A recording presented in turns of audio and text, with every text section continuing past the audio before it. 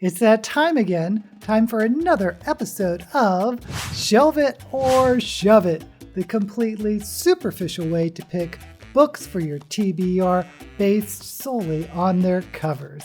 I am your host, Daisy X Machina, the drag queen detective who investigates all things speculative in science fiction, fantasy, and horror.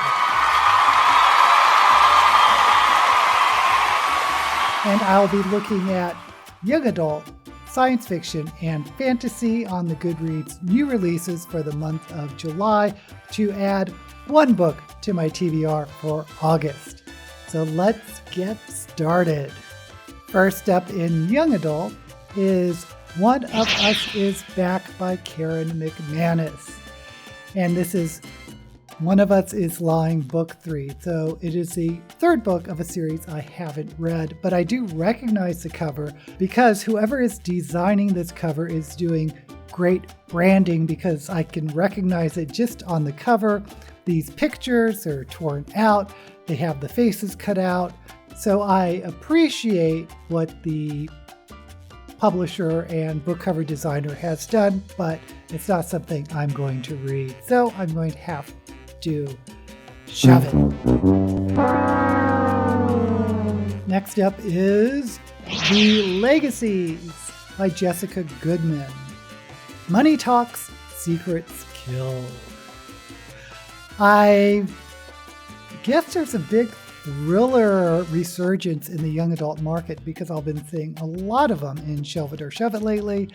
This one is kind of eye-catching. I'm not crazy about the photorealistic keychain with key, but I like the blood splattered on it and it looks like a business card or some type of fancy invite. I'm not really into young adult thrillers, but again, I appreciate how much this seems to be popping from other young adult thriller covers I've seen, but I'm going to have to shove it.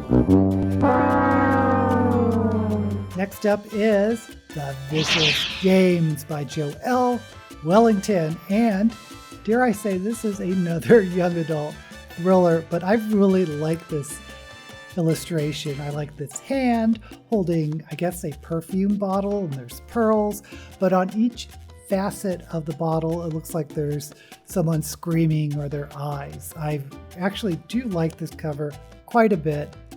I'm wondering if this is a horror, because I would be interested in it if it was horror. Okay, just based solely on the cover, I'm going to go ahead and shelve it. Next up is House of Roots and Rune by Aaron A. Craig. And the cover's okay. It looks like a greenhouse with plants in it, which I know is a trend in book covers, but it's not giving me anything really special to be drawn into it. I wish there were some characters. The font is interesting, and I keep thinking of the Court of Thorns and Roses, so it's giving me that type of vibe, but it's not drawing me in, so I'm going to have to shove it. Next up is Give Me a Sign by Anna Sortino. All they need are the right words. It looks like they're doing sign language, so clever play with the title. I am assuming this is a romance, which I am not into, especially in young adult. The illustration looks a little bit cartoony and flat.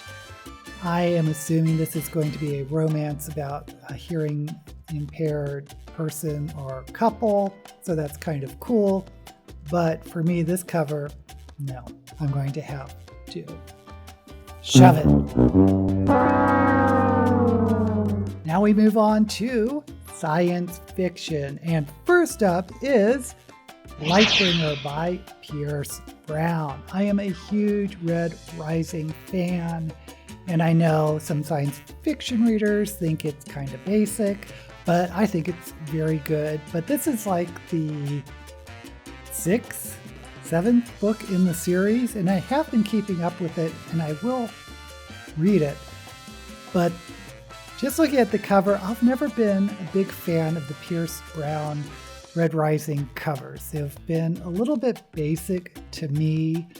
And as much as I like the story, and yes, I will read this book at some point, I don't think it's something I can pick for Shelve It or Shove It. So that means I'm going to have to shove it. Next up is The Deep Sky by Yumi Kitase, I believe. And I have no idea what this could be about. It looks like there's a bird or a crow and there's things going on around it. Maybe it's alternate reality, alternate dimensions, but that is a huge guess. I am not getting enough from this cover to want me to pick it up. So I'm going to have to shove it. Next up we have The Splinter in the Sky by Kemi Ashingiwa. Oh, and it says it's a space opera debut, according to Publishers Weekly, which intrigues me. And I like this cover a lot. I like this monolith, this triangular, I don't know what you call that shape, floating in the sky in a space scene, and there's this human person, I believe female, sort of walking towards it or standing under it. Call me intrigued. I'm going to have to shelve it. Next we have The Possibilities by Yale Goldstein Love. What if the life you didn't live was as real as the one you did? So parallel dimensions, that type of thing. And there's a house that's upside down. I think it's boring. I think this is a boring cover. I'm going to have to shove it. Next up we have The Center by Ayesha Manazir Sadoki. And I kind of like this cover. It looks like a painting of a bouquet or a still life of flowers, but the flowers have lots of Venus flytraps. There's a skull. There's a phone on the desk, so that's sort of grounding it in modern times, and a spilled coffee cup. So biological weapons or biotech gone wrong. Maybe David Triffitt's type of situation. I do like the artwork. I do think it's pretty. I think I'm going to go ahead and shelve it. Next up we have Immortal Longing by Chloe Gong. And by the way, I do recognize the name of the author, but I haven't read anything by Chloe Gong, and I've been meaning to, so maybe this is the time. I like this cover. I like this sort of gold embossed look, but it kind of looks a little bit like a playing card. And there's a moon with someone on one side and someone on the other, and then there are two faces. So I'm wondering if this is maybe romance type thing, but there appears to be a male and female center on this cover. What it could be about, I'm not sure. Immortal, maybe it's a story of gods, I don't know. I do like the cover. I like the simplicity of it, yet there's something about it that is very striking. Yeah, I'm going to go ahead and shelve it. Next up is The Weaver and the Witch Queen by Genevieve Gornichek. I like how this looks like it's woven like a tapestry type thing, and it's called The Weaver and the Witch Queen, but it looks generic to me. It just doesn't give me anything special that I haven't seen 1,000 times on fantasy to want me to pick it up, and it's not very dynamic, so I'm gonna have to shove it. Next up is The Sun and the Void by Gabriela Romero Lacruz. And it has a very sort of Mexican look to this artwork. If you've been to Mexico, you know what I mean. These bright colors, sort of this flat look, but it doesn't look cartoony. There looks like there's some type of celestial, astronomical stars in the background. You have to really look close for that. There's jaguars. I mean, it's pretty. I do like this artwork, but I don't know what this could be about, and I'm not getting that drawn into it. So I'm going to have to shove it. Next up we have The Saint of Bright Doors by Vajra Chandrasekhara. Probably mispronouncing that name. Apologies. Well, it's a door. There's a door. I see a door there. And it looks sort of Arabic, maybe, or Mediterranean. And there's some colors of blue. There is something crinkled on the edges, sort of looks like blue, maybe pieces of china or wallpaper. Saint of Bright Doors. I'm not really getting enough to make me pick this one up, so I'm going to have to shove it. And the final book we'll look at, and final book in fantasy, is The Jossared Heir by Sarah Hashem. From the Ashes, a Queen Rises. This reminds me of the Chloe Gong insofar as it looks like it's an embossed cover. And it's really striking. There's this griffin, there's a dragon, and a bull. From the Ashes, a Queen Rises. So I'm getting typical fantasy type situation.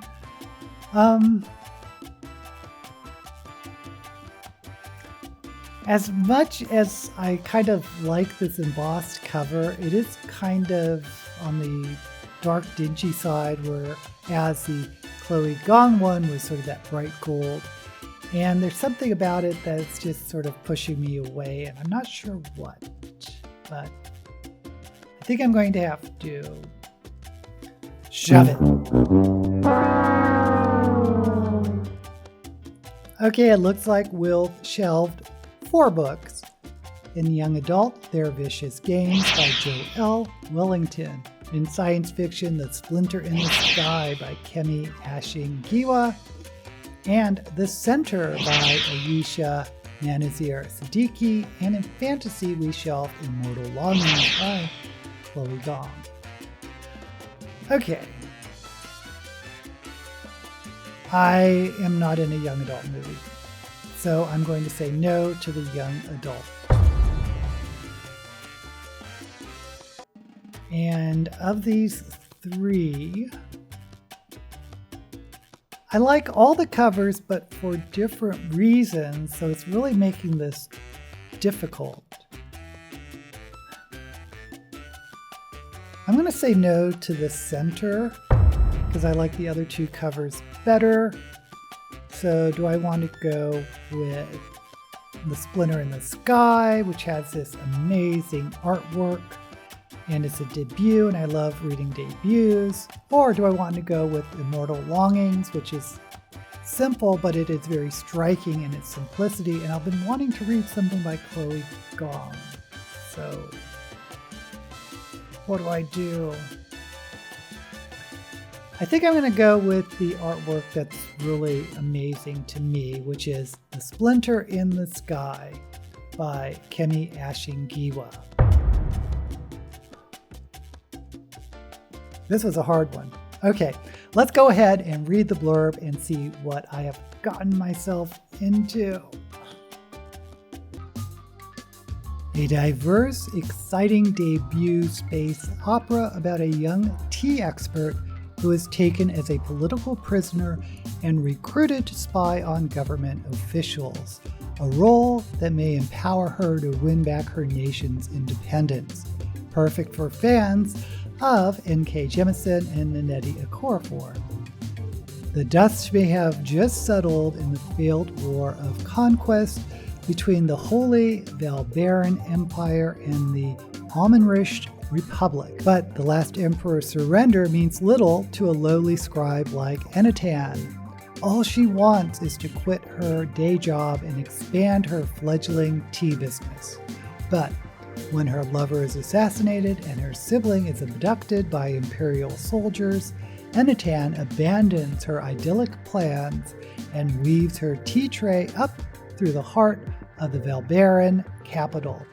There she will learn just how far she is willing to go to exact vengeance, free her sibling, and perhaps even secure her homeland's freedom. Okay, I have some thoughts on this blurb, beginning with saying it's perfect for fans of N.K. Jemisin, who I don't think has ever written a space opera. And I don't know enough about Nnedi Okorafor, but I'm just wondering if they're just pulling these names just to gin up excitement for the book. But I don't know, you may have a totally different opinion. It does sound like an epic, but I love that it's a tea expert. And I keep thinking of the Monk and Robot books when I hear the tea expert. And I'm intrigued. I'm not super excited just based on the blurb, but I've been quite misled by blurbs many a time. So who knows what I'm going to get myself into. What books would you have picked just based on their covers? Let me know down in the comments. And while you're there, please like this video and subscribe to my channel. Until we meet again, may all the books you read be blessed.